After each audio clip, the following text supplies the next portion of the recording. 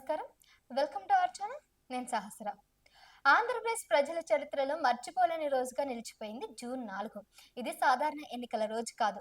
ప్రజల గుండెల్లో నిగనిగలాడినటువంటి ఆవేదనకు ఓటు రూపంలో వెలువడిన రోజు.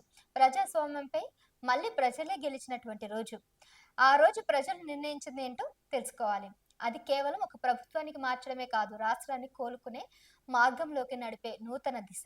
ఈ ప్రజా తీర్పు దినం సందర్భంగా కూడా గత ఏడాది ప్రయాణాన్ని, పలు అంచనాలను, పాలన ఫలితాలను ఏపీ సీఎం చంద్రబాబు ఒక ప్రకటన గుర్తు చేసుకున్నారు. అదే ఒక ఎన్నికల ఫలితాల తేదీ మాత్రమే కాదు, ఇది ప్రజల అసలు గణానికి జనం ఇచ్చినటువంటి గుర్తింపన్నారు.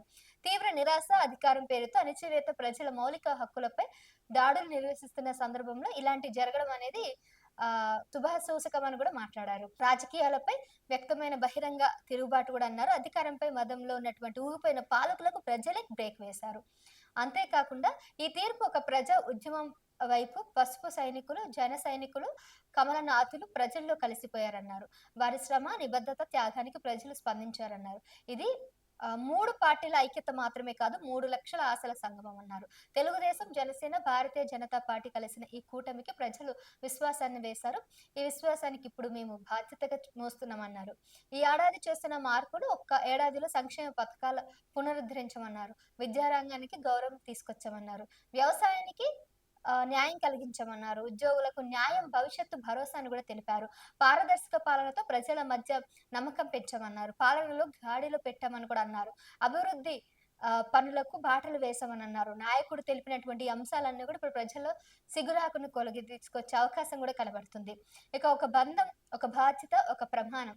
వచ్చే 4 ఏళ్లలో మరిన్ని సంక్షేమ పథకాలు, గ్రామీణ అభివృద్ధి, యువతకు ఉపాధి అవకాశాలు ఇవన్నీ తీసుకొస్తామని సీఎం మాటిచ్చారు. అంతేకాకుండా ఇప్పుడు సంవత్సరంలో చాలా పెట్టుబడులు తీసుకొచ్చారు.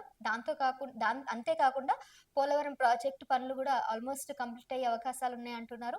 దీంతో కాకుండా అమరావతి పునర్నిర్మాణ సంస్థకి సంబంధించి అంతా కూడా అభివృద్ధి దశలో అది కూడా పరుగులు తీస్తుంది.